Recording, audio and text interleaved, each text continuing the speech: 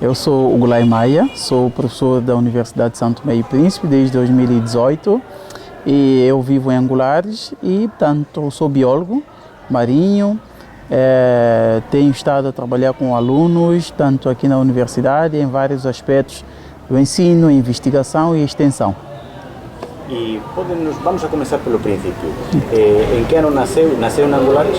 Eu não nasci em Angulares, eu nasci em Água Grande, mas eu sou do distrito de Mesoche, vivi em Caixão Grande, só que depois eu fui trabalhar como investigador em Angulares e a partir de lá que eu decidi, portanto, escolher Angulares para viver e estou lá já há mais de 15 anos.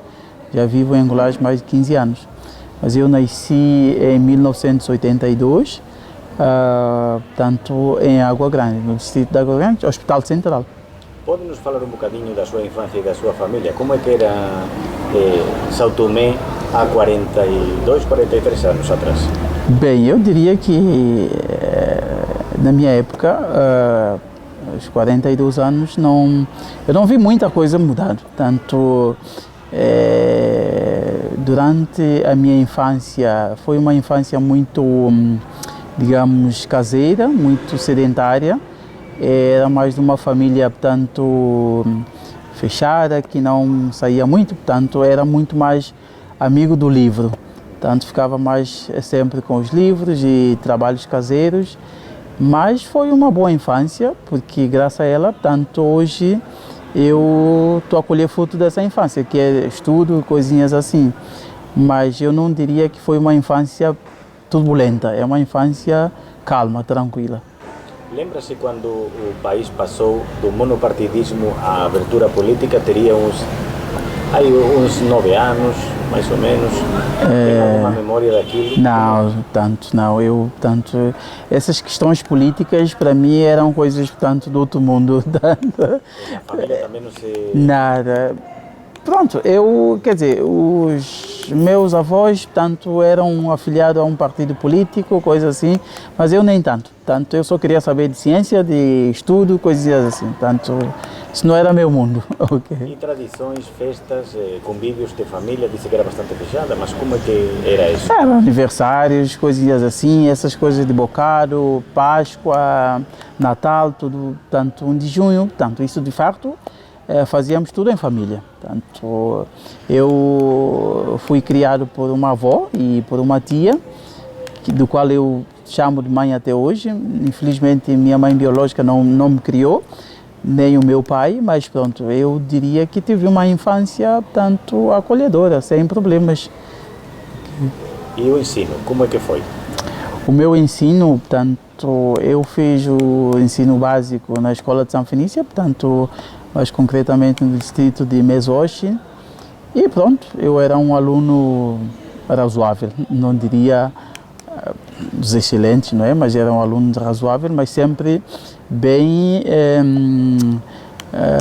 digamos, focado naquilo que eu queria. E depois também, quando fui para o liceu, era sempre a mesma coisa. Depois, quando fui para a universidade, era sempre o mesmo ritmo. Já estudou na universidade pública ou existia? Não existia ainda? Sim, quando eu fui para a faculdade, aquilo não era ainda universidade, era um instituto. Portanto, chamava-se Instituto Superior Politécnico. Portanto, fiz ali um bacharel em Matemática e Ciências Naturais. Depois fiz, portanto, complemento de formação para Biologia. Depois disso, portanto, procurei bolsas fora do país e saí. Foi para onde? Eu fui para Cabo Verde primeiro, fui fazer uma pós-graduação em Ciência para o Desenvolvimento. Depois disso, fui para o Brasil. Depois fui para o Brasil fazer o meu doutoramento na área de Biologia Marinha.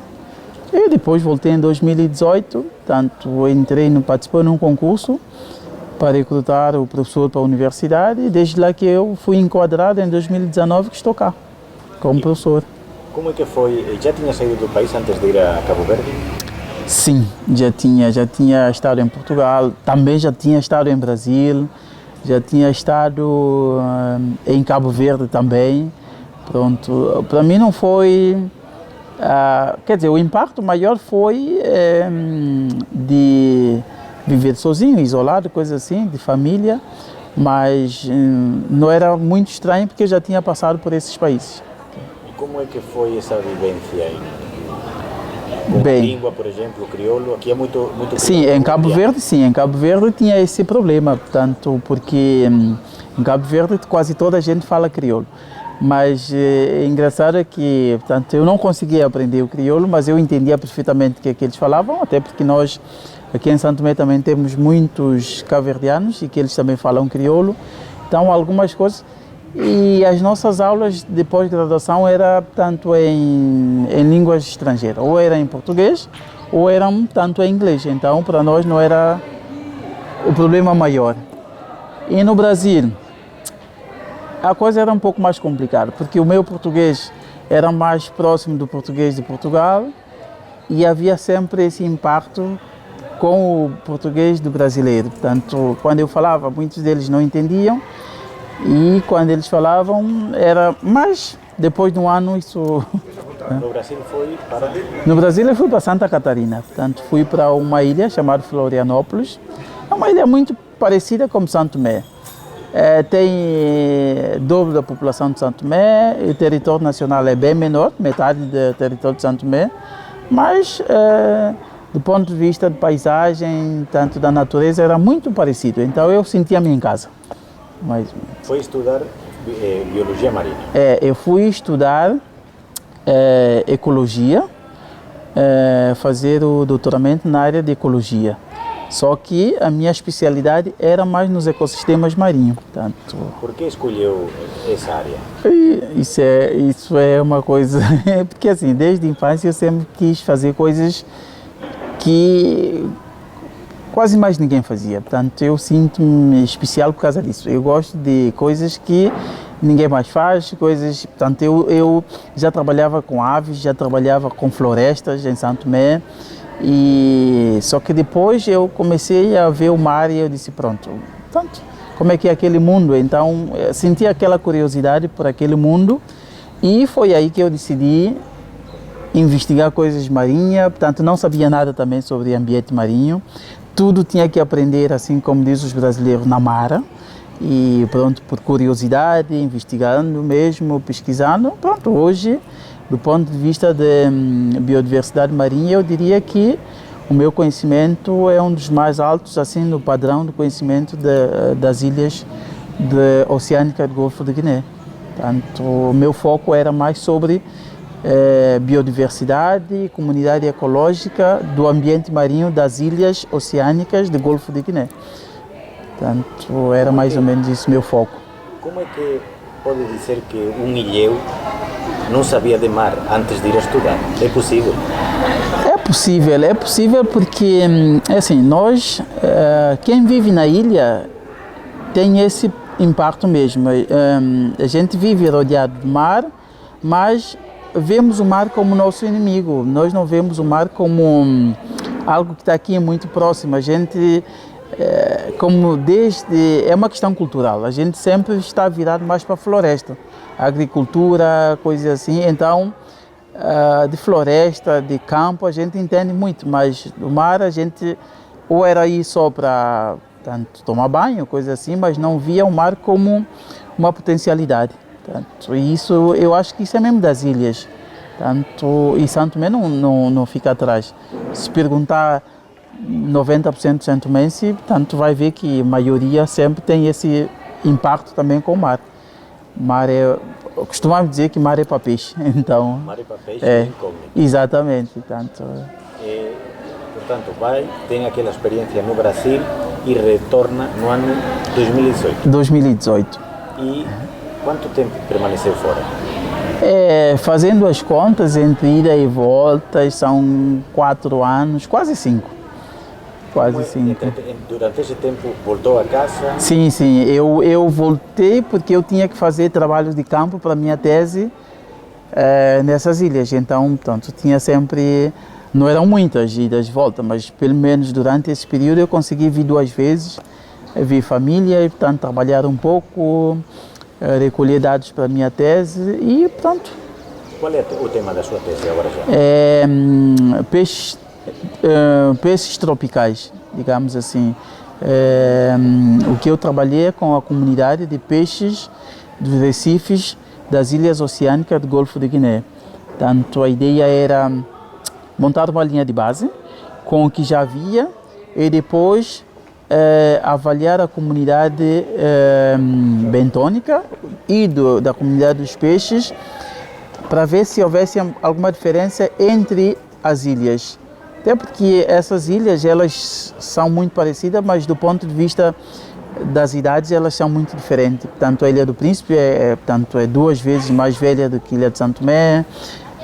As coisas são menos impactadas, tanto lá do que aqui. Então, já existia esse pressuposto que as coisas não eram iguais como pareciam ser. E foi isso que eu foquei. Portanto, é isso que eu foquei. E depois também trabalhei com o aspecto da percepção dos pescadores, sobre aquela visão de como é que era a pesca no passado e como é que é a pesca tanto no presente também. Portanto, não é só a biologia marinha. Não é só. Exatamente. Vamos a pegar por aí a seguir, mas antes de continuar, as ilhas oceânicas são Annobón. Sim, Annobón, Santo Tomé e Príncipe, mas eu foquei só em Santo Tomé e Príncipe. Não se inclui... Bioko não. Okay. Não. Bioko é a ilha continental. E que conclui? Há diferenças de espécie, porque já ubica a colonização das terrestre, são colonizações, eu achava que havia colonização de ilha para ilha, mas a parte mais importante não é assim, é de continente para cada uma das ilhas. Ok, mas quando nós estamos a falar do ambiente marinho, temos que pensar, como quem diz, fora da caixa um pouco. Até porque vamos imaginar assim, o mar daqui sempre esteve cá. E depois as ilhas, quando formaram através da atividade vulcânica, o que estava por perto já estava aqui, era uma questão só de colonizar. Mas quando nós fomos ver ao fundo a biota marinha dessas ilhas, vamos ver que elas têm muita influência de todas as regiões biogeográficas.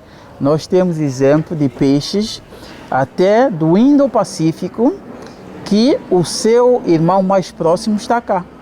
Ou seja, que não existe nem no Caribe, nem no Brasil. Ou seja, aí nós começamos a pensar como é que foi essa colonização.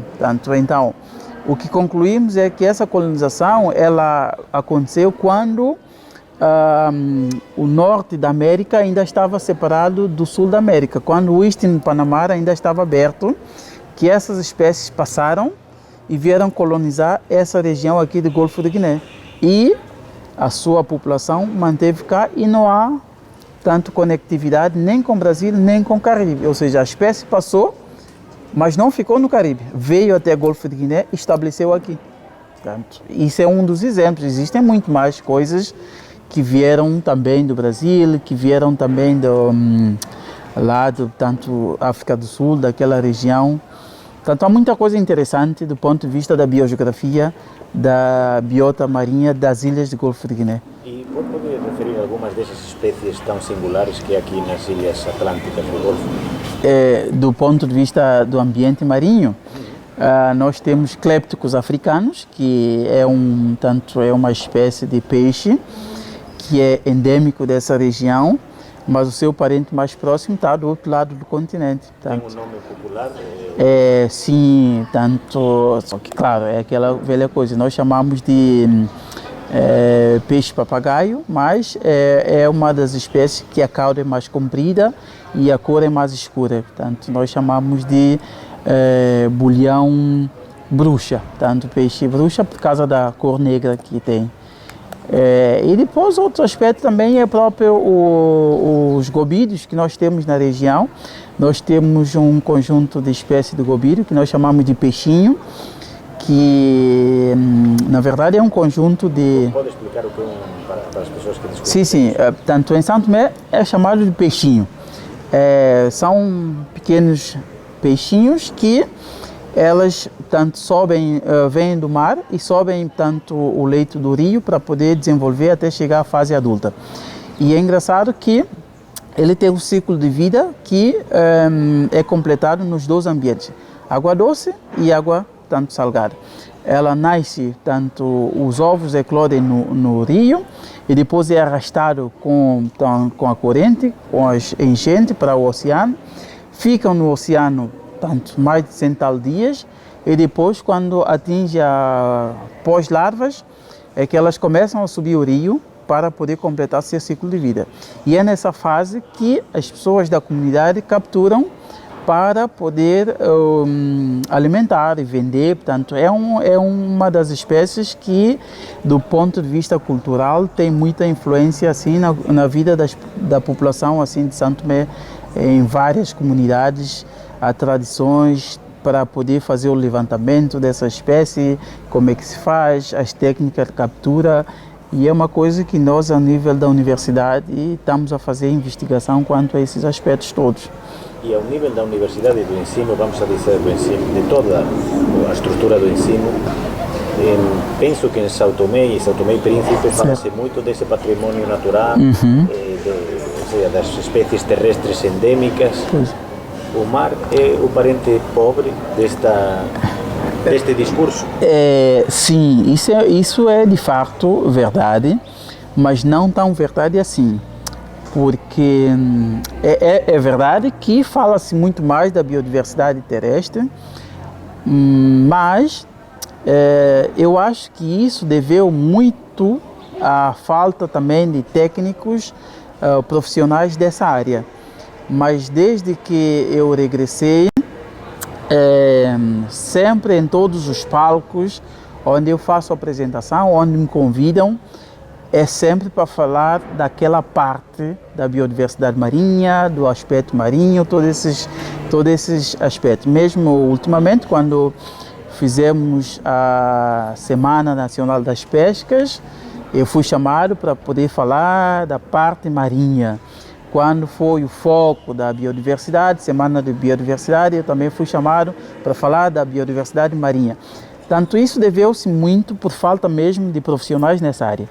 Mas, só para dizer que eu não sou o único, tenho nesse momento tanto mais um aluno a fazer seu doutoramento na área, tem muito mais gente com vontade. Nós, ao nível da universidade, estamos a pensar em abrir para o ano um mestrado na ciência do mar, para formar muito mais gente. Tem havido alunos que terminam sua licenciatura em biologia, viraram com coisas para o mar. Tem estado a haver um conjunto de gente a movimentar essa área. Então, de fato, é verdade que a biodiversidade terrestre tem estado a dominar o palco, mas nós também estamos a preencher esse vazio que havia. Qual é o diagnóstico do estado dos recursos marinhos ou do patrimônio marinho das Ilhas do Príncipe e de São Tomé? Nós sabemos que a maior aporte proteínico da população desta ilha do Príncipe é proteína de peixe, há uma pressão enorme sobre esse recurso. Certo. Qual é o ponto de situação atual? Bem, é só para poder fazer um esclarecimento. São Tomé e Príncipe, do ponto de vista da biodiversidade marinha, ela também é rica, mas do ponto de vista da biomassa de peixe, comparando com outras regiões, é pobre.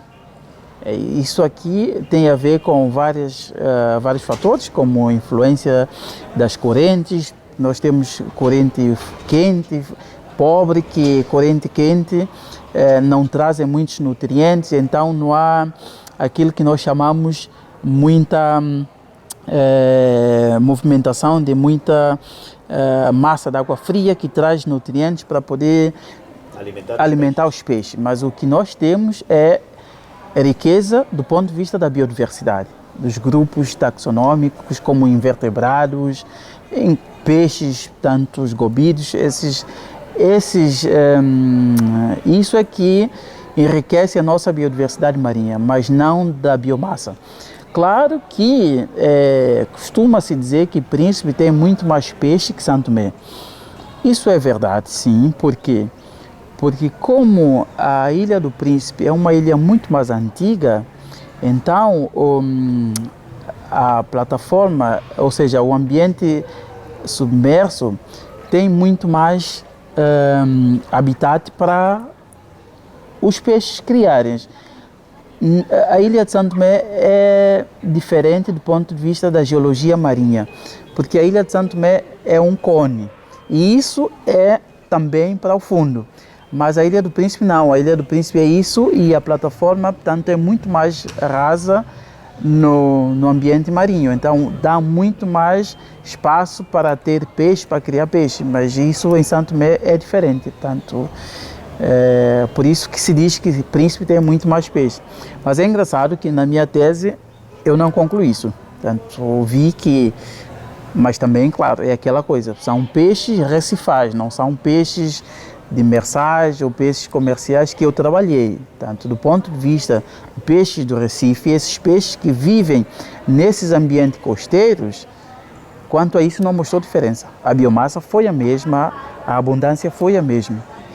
A riqueza também igualzinho, não há muita diferença em termos da composição de peixes de Santo Tomé e do Príncipe. Tanto, até porque faz todo sentido, são 200 e tal quilômetros, apenas 100 e tal quilômetros tanto, e depois com a influência das correntes, o que está lá encontra-se cá. Portanto, é uma questão de procurar e com cuidado. No caso da Anabom é mais ou menos similar? Da Anabom, isso de fato, a Anabom, nós não sabemos muito. Por quê? Porque está muito mais isolado, mas nós acreditamos que não há muita diferença. O que pode haver é a diferença em termos de composição, porque a ilha é menor. Portanto, vamos imaginar, a ilha é menor e é muito mais recente. Príncipe tem aproximadamente 31 milhões de anos, Santo Tomé 17 e Anabom 7. Então, vamos imaginar, mais antiga arruma muito mais coisas e tem mais área, arruma mais. Santo Tomé menor um pouco e imagina Anabom que é menor ainda. Então, espera-se que lá tenha menos coisa ainda, mais coisas raras. Menos coisas, mas coisas raras. Há espécies em perigo? Sim, do ponto de vista marinho, sim. Os tubarões, as tartarugas marinhas, tanto alguns cetáceos são espécies que também povoam as águas de Santo Tomé e Príncipe e estão criticamente em perigo. Os tubarões, tanto tubarões martelos, quase todos estão ameaçados, até porque em Santo Tomé e Príncipe come-se muito tubarão. E pesca-se muito tubarão também. E sabe que um dos problemas com os tubarões é que eles não adaptam a ambiente onde há muito impacto antropogênico. Então eles tendem a fugir. E depois também, com os efeitos das alterações climáticas, como nós temos esse efeito de corrente quente, o que acontece? Os tubarões aproximam as nossas águas, só que quando apanham essa água quente, eles fogem. Muitas das vezes nem é porque é muito capturado, mas sim próprio o efeito das alterações climáticas está a fazer com que eles afugentam das nossas águas. E isso tem um impacto muito grande na cadeia trófica, porque o tubarão é como os leões na floresta, eles controlam a cadeia trófica no ambiente marinho. Tirando eles, pronto, há um desequilíbrio total. Vai ter que explicar isso um bocadinho mais, porque um desequilíbrio na cúspide da cadeia, como é que pode afetar a base? Então, vamos imaginar, ele controla todas as espécies que estão embaixo, ou seja, cada vez que, como eles alimentam de outras espécies, então há aquela coisa. Então, as espécies que estão na base da cadeia, não tendo quem o controla, a sua população, eles vão crescer. Ou seja, a pirâmide é invertida. O que acontece? Nós vamos ter muito mais peixes plantônicos que alimentam de plânctons, porque aqueles que controlam eles já não estão presentes. É mais ou menos como funciona numa floresta. Os grandes mamíferos como leões e tigres que controlam aquelas espécies que controlam as outras, não estando ausente, e todas aquelas que eles controlavam, tanto crescem em termos de população. Isso não poderia ser, qual é a parte negativa desse desequilíbrio, essa inversão? Isso aqui é uma coisa que já está acontecendo em vários ambientes, não é só no ambiente marinho. Isso também acontece no ambiente florestal, Mas a verdade é que precisa-se de um tempo para o sistema tentar equilibrar. Por exemplo, no ambiente marinho, o que é que nós estamos a perceber? Que na ausência de tubarões, algumas espécies tendem a ocupar esse nicho. Por exemplo, as garoupas, os peixes que alimentam de outros peixes, peixes carnívoros, eles começam a ocupar esse lugar. Mas só que não é a mesma coisa, porque além do tubarão alimentar daqueles peixes, eles também têm um aspecto social, que é manter a posição. Só a presença de tubarão já intimida muitas espécies. Então, não havendo tubarão, não é uma questão só de controlar a população, é uma questão de manter a posição no ambiente. Não tendo tubarão, o que é que acontece? É como se fosse não tem guarda. Então, qualquer um pode fazer o que quer. Exatamente. Dá abertura para a espécie invasora, dá espécie para proliferação de espécies, portanto, fazer o que bem entender. E em termos de utilidade econômica, falou do risco para os tubarões. Sim. Da sobreexploração. Que outros riscos tem o arquipélago sobre a fauna marina? Então, risco de sobreexploração? Já estamos em uma situação de sim, ok. O ambiente marinho, de uma forma como um todo, quando nós falamos da sobrepesca, isso é um problema mundial. E outro aspecto que nós não podemos deixar de fora é os efeitos das alterações climáticas. E isso é uma coisa que não se fala muito, mas as alterações climáticas têm um impacto muito mais direto na vida das populações marinhas. Por exemplo, as tartarugas marinhas, elas colocam os ovos na praia. E o que controla a taxa de reprodução dos ovos é a temperatura da areia. Ou seja, o número de ovos postos depende... Não, o número de ovos postos não. O número de bebés que nascem. Os ovos vão continuar a ser colocados. Mas o número de bebês que nasce, ou se nasce fêmea ou macho, quem controla é a temperatura. Então, se houver alteração o nível da temperatura, fazendo com que a temperatura da areia aumente ou diminua, o que é que nós podemos ter? Menos bebês de tartaruga a nascer, ou mais machos a nascer, ou mais fêmeas a nascer. E há um desequilíbrio total na população das tartarugas. E ainda por cima, o que é que acontece? É que em cada 1000 bebês de tartarugas que nascem, a chance é de 1% apenas chegar à vida adulta. Então isso é só um exemplo numa das espécies. Então imagina todo o outro que depende tanto da cadeia trófica para poder alimentar. Que outros riscos imediatos derivados das alterações climáticas impactam no mar de São Tomé e Príncipe? Então, o problema é, de fato, o mar de São Tomé e Príncipe, o impacto das alterações climáticas direto nós podemos ver principalmente nos recifes. Ou seja, que nós temos em São Tomé, nosso recife, ele é biogênico, tem uma parte que é formada pelos corais, e essas espécies de corais, eles é que dão aquela tridimensionalidade ao ambiente marinho. Ou seja, exatamente como na floresta tem as árvores que dão toda aquela tridimensionalidade que nós vemos, que dá suporte às aves, aos insetos, a tudo aquilo. No ambiente marinho, quem faz esse trabalho são os corais. Então, esses organismos são muito sensíveis à temperatura. Tanto que existe hoje em dia o que nós chamamos de branqueamento de coral. Ou seja, o que é que acontece?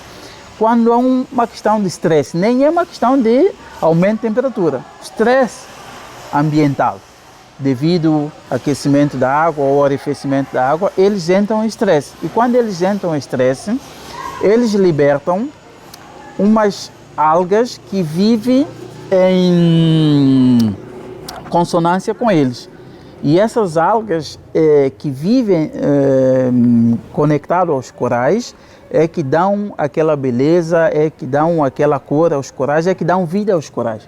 E quando aquelas zooxantelas são libertas, o coral perde, com quem diz, perde quem alimenta ele. E quando eles perdem quem alimenta eles, eles morrem. Tanto e aí, eles morrendo, toda aquela parte de vida que estava associada aos corais, todos os peixes, todas as algas, todos os invertebrados também acabam morrendo porque não tem mais quem suporta eles. Portanto, isso é um impacto direto, porque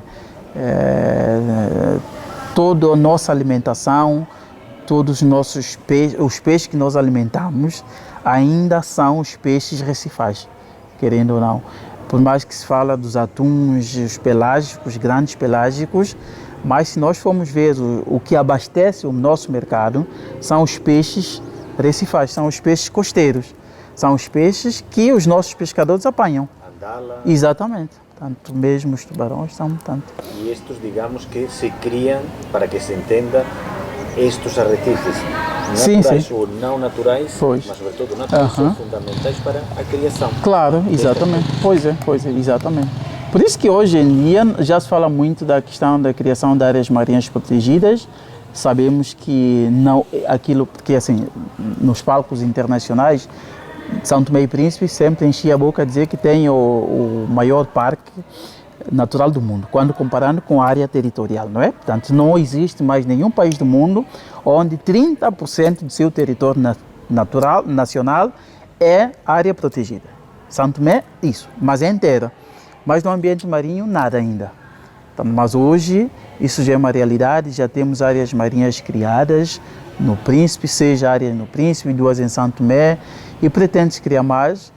É uma questão agora de, portanto, fazer uma boa política para que não seja apenas áreas criadas só no papel. Portanto, isso é que é o maior medo que eu, como biólogo marinho, temo para essa nação. Porque, querendo ou não, fala-se muito da agricultura, mas 90%, ou seja, 80% da proteína animal que nós consumimos vem do mar. Portanto, 80%? Exatamente, vem do mar. E acha que há uma sobreexploração agora ou há um desequilíbrio neste momento? Sim, por quê? Porque nós temos, o número do pescador aumentou considerável. Portanto, e repara bem que os nossos pescadores, como eles não têm recursos e condições para poderem explorar o nosso mar, que é engraçado que nós temos 160 vezes de mar, mais do que aquilo que nós temos em terra, quando comparando com o território. Mas só que, infelizmente, o nosso aporte dos pescadores não tem a capacidade para explorar todo esse mar. Então, todos eles se concentram sempre nas costas. E há um impacto direto todo santo dia. Já chegou o ponto que utilizava até granadas, dinamite para fazer pesca. E destruía o sistema todo. Portanto, destruía o sistema todo. Nós já na nossa estadia no Príncipe, constatamos nas conversas com os pescadores que a dificuldade de pescar a mesma quantidade de pesca era muito progressivamente maior, tinham que se deslocar mais, o que encarecia ao final o produto, porque era mais combustível para ir para pescar. Presença já também de pescadores desta ilha na outra ilha. Sim. E aqui também constatamos que se nota essa maior dificuldade. Pois é. Portanto, não sei, quer dizer, seguro que está informado, não é? São Tomé vai ser candidato à reserva da biosfera em setembro. Certo. Vai ser o primeiro país praticamente preservado. Sim. Totalidade, na sua totalidade. Okay. Também tem umas áreas importantes de preservação marítima. Gostava que falasse um bocadinho de em que consiste estas áreas preservadas ou estas áreas protegidas específicas. Que função tem dentro desse todo? Então, as nossas áreas protegidas, eu diria, tanto no ambiente terrestre quanto no ambiente marinho, o primeiro aspecto é a biodiversidade. O nosso foco é a biodiversidade. Mesmo as áreas marinhas que foram desenhadas elas foram desenhadas baseadas na matriz da biodiversidade que lá existe, para que se conserve essa biodiversidade. Fora isso, há todo outro aspecto associado, que é a questão também da manutenção da pesca, porque a área marinha protegida, ela, portanto, funciona como se fosse um galinheiro, não é? Portanto, nós deixamos as nossas galinhas lá crescerem, quando elas estiverem já aptas, é que nós podemos utilizar para a nossa alimentação. Então, no fundo, a ideia da área marinha protegida é essa. Mas o foco sempre nosso é a biodiversidade. São locais onde se definiu que existem algumas biodiversidades, portanto, algumas espécies que são fundamentais para esse sistema. É que tem que se assegurar os serviços ecossistêmicos. E os serviços ecossistêmicos, eles são fornecidos pela biodiversidade. Então, nós focamos essas áreas, tanto em terra quanto marinho, sempre na biodiversidade. Pode explicar um bocadinho o que é essa ideia de serviço ao ecossistema? Nós já registramos muitas vezes serviço ecológico, serviço... Ok, então, existem dois conceitos, que é a função ecossistêmica e serviços ecossistêmicos, certo? Então, vamos imaginar nós, homem, então vamos imaginar outras espécies. Então, há um conjunto de coisas que a biodiversidade, ela proporciona a nós diretamente. Então, vamos imaginar a purificação da água. Tanto a água lá nas montanhas até as nossas torneiras. Ela passa por vários processos, passa pelas algas. Então, isso é um serviço que a biodiversidade está fornecendo, ou seja, serviço ecossistêmico, ele é diretamente ao homem. É tudo aquilo que a natureza, a biodiversidade proporciona diretamente ao homem. Enquanto que a função não é o papel que cada espécie tem lá no seu ambiente. Por exemplo, no ambiente marinho nós temos espécies de peixes que são limpadores, ou seja, o peixe não tem escova de dente como nós temos. Então, há espécies de peixe como baracuda que são parasitados na boca por alguns parasitas. E há alguma espécie de peixe que tem essa função. A baracuda abre a boca, fica com a boca aberta e elas vêm, fazem limpeza, ou seja, alimentam daqueles parasitas e em contrapartida estão a fazer limpeza. Então imagina se essas espécies deixam de existir. Então esse serviço, essa função para. A baracuda poderia ter problema. Exatamente, parasitismo, coisinhas assim, portanto, e depois não é só nós que sofremos de câncer, as plantas também, outros animais, peixes também. Portanto, então, não havendo esses animais, essas espécies que são como se fossem os médicos desses ambientes, portanto, aquilo tudo estaria parado. Então, por isso que é tão importante a biodiversidade. Exatamente, a biodiversidade, ela tem esse papel, tanto ela fornece mesmo, não é só a água, tem purificação do ar, tanto é devido às plantas. Hoje em dia nós sabemos que o ambiente marinho também tem um papel muito importante na captação do carbono, os mangais principalmente. Hoje em dia nós sabemos que o mangal é muito mais eficaz em termos de consumo do carbono do que a própria floresta. Então, se nós não conservarmos os mangais, portanto, embora a floresta é muito mais extensa, não é? Portanto, mas do ponto de vista da eficácia, o mangal é muito mais eficaz. Na retenção dos poluentes. Exatamente, do próprio carbono, estoque de carbono.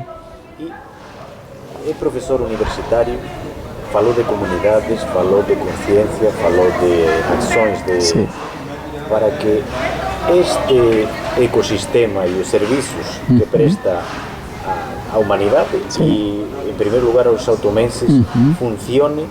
A dia de hoje é necessário o quê?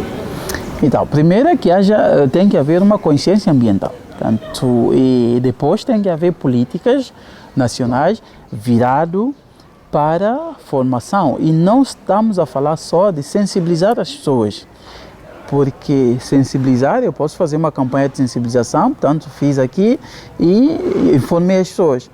Mas, quando as pessoas não estão engajadas, para que elas estejam engajadas, é preciso que elas aprendam qual é a função, qual é a importância disso para ela. Porque nós, homens, quando eu digo homens, tanto homo sapiens, tanto, nós só conservamos aquilo que nós achamos que é importante para nós. Então, mesmo uma formiga, mesmo um inseto, se nos dizem, olha, aquilo, ou mesmo uma planta, se nos dizem, essa planta, ela tem um poder medicinal, aí eu já sei que eu devo conservar ela.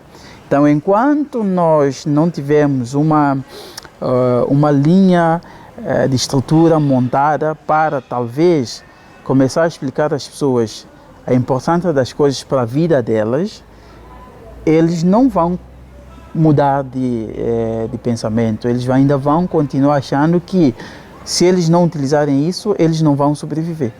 Mas podemos fazer de forma diferente. E outra questão também é formação. Nós temos que ter formação.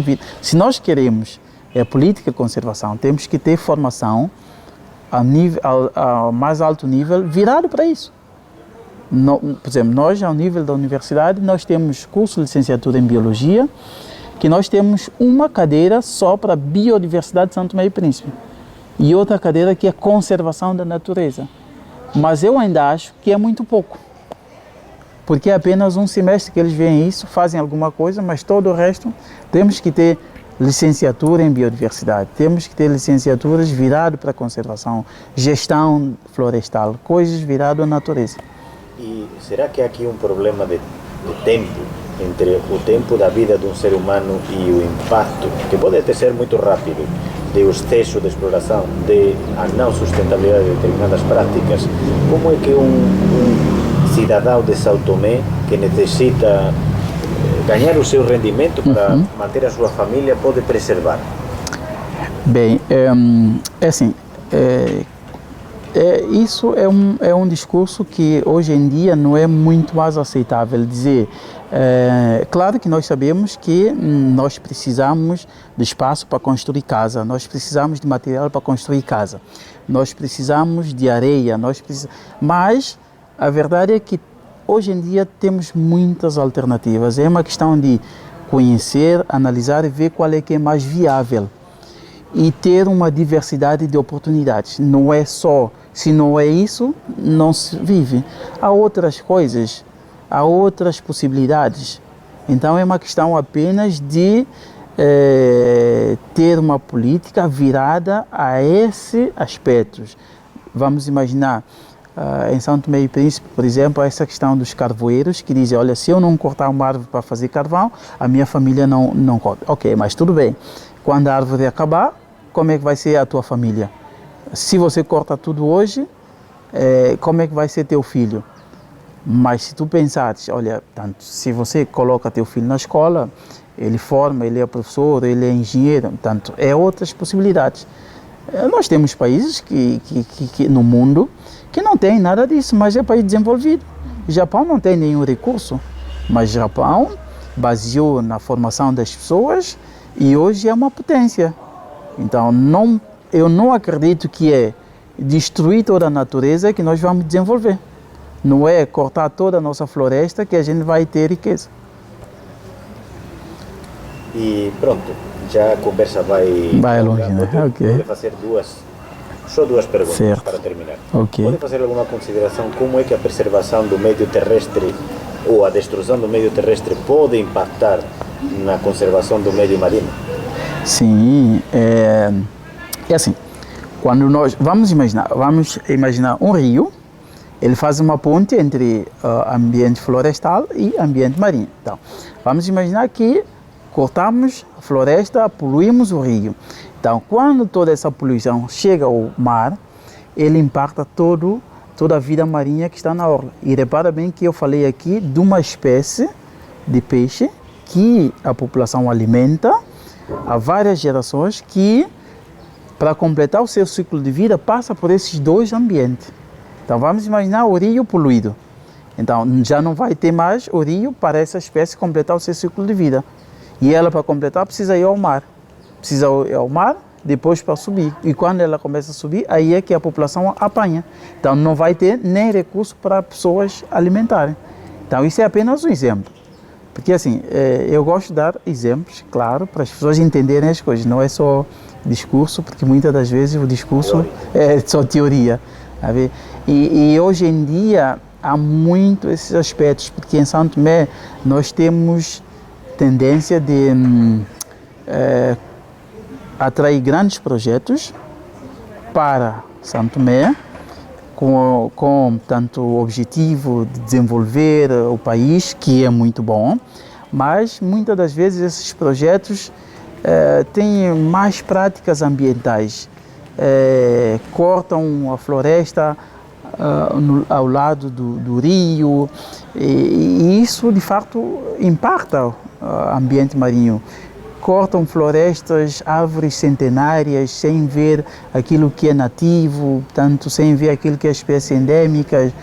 E depois, quando já está cortado, é que tenta traçar uma política para restaurar. Mas não é assim que a banda deve tocar. Portanto, é mais essa chamada de atenção. Não é uma crítica, porque o país precisa desenvolver. E não é só dizer não corta, não faz, não mata, mas sim temos que ter uma consciência que de fato isso é uma ilha e não é uma ilha grande. E nós já tivemos no passado histórias de ilhas que não tiveram sucesso. Eu não sei se já ouviram falar sobre a história da Ilha de Páscoa. A Ilha de Páscoa é uma ilha que está lá no Oceano Pacífico. Lá. Portanto, essa ilha, quando os europeus chegaram à ilha, eles só viram estátua de pedra e não havia floresta, não havia nada. E aí começaram a pensar, mas como é que essas estátuas vieram cá parar? Aí, com muitos estudos, tanto históricos, paleontológicos, é que foram descobrir que a ilha era uma ilha coberta de floresta, mas a população cortava a floresta para poder levantar essas estátuas em homenagem a cada um que moria. Consequência, cortaram a floresta, aquilo ficou deserto. Tanto é que o último casal que ficou tinha que abandonar a ilha numa canoa. Então, se nós não... E é possível, não é porque nós estamos num mundo mais desenvolvido que as coisas não acontecem. Porque cada dia que passa as pessoas têm estado a cortar florestas, as pessoas têm estado a utilizar prática devastadora para pescar. Há dias nós apresentamos uma conferência onde há uma espécie de peixe que alimenta-se muito aqui em São Tomé, que nós chamamos popularmente bica. É uma espécie que ela cresce até os seus 24 centímetros. Mas o tamanho que está se a capturar agora é apenas de 7 centímetros. E isso abastece o mercado todo. Portanto, onde é que essas espécies conseguem chegar à idade da maturação para poder reproduzir para novas gerações? Não tem. Portanto, enquanto não mudar tudo isso, a gente vai ter nova Ilha de Páscoa no trópico. E hoje em dia, essas ilhas, São Tomé e Príncipe, elas estão apelidadas como Galápagos da África. Então, toda a gente sabe a história das Ilhas Galápagos, não é? Sabe que é famosa devido à ilha que serviu de base para poder recolher dados para a teoria da evolução. Então, nós temos também que manter isso, não é destruindo tudo isso, senão vamos ter um Galápago que nem vai ser reconhecido no mundo como Galápagos da África. Portanto, o futuro socioeconômico, ambiental... Tem que estar conectado, tem que estar tudo conectado. Os economistas não podem mais construir uma política sem os ambientalistas, tem que envolver todas as partes. É que o país é pequeno, não tem como. Não dá para dizer, olha, vamos furar aqui, tirar petróleo, vamos furar aqui, tirar diamante, porque não dá, não tem isso. É tudo muito pequeno. Se nós pensarmos em construir uma barragem para resolver o problema da energia, temos que pensá-lo bem, porque isso também vai ter impacto no ambiente. E esse país, atualmente, consegue angariar muito dinheiro com a biodiversidade. Eu conheço pessoas turistas que pagam fortuna para vir visitar as espécies de aves que nós temos aqui. E que as passagens aéreas ainda são muito caras, mas mesmo assim as pessoas vêm. Então, se nós não conservarmos, mantemos tudo isso, portanto, todo o aparato do turismo pode estar condicionado. Vou lhe fazer já a última pergunta. O que é para si ser príncipe? Que ser príncipe não ser saltomense? O que é para si ser saltomense? Para mim ser santomense é, portanto, aquela forma natural que nós temos, acolhedora, ver as coisas leve, como quem diz, não é correr muito e fazendo as coisas ao pouco e fazendo bem feito. Portanto, eu acho que para mim isso é que nos faz ser santomense. Essa nossa forma acolhedora, forma de tratar as pessoas com educação, com respeito, sempre respeitando o limite do outro.